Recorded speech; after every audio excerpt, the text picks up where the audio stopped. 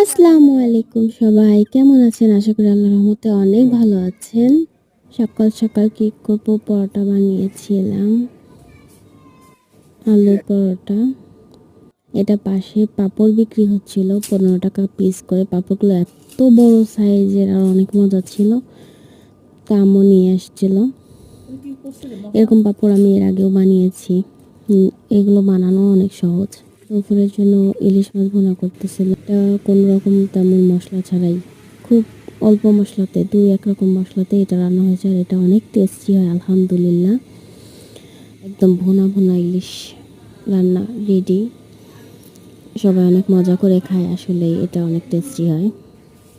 আলু ভাজি করেছিলাম লুচি দিয়ে খাওয়ার জন্য, আর কিছু সমোচা বানাবো। তো এই লম্বা আলু ভাজি দিয়ে সমোচা আমার বোন অনেক পছন্দ করে, তো সমোচা বানিয়েছিলাম।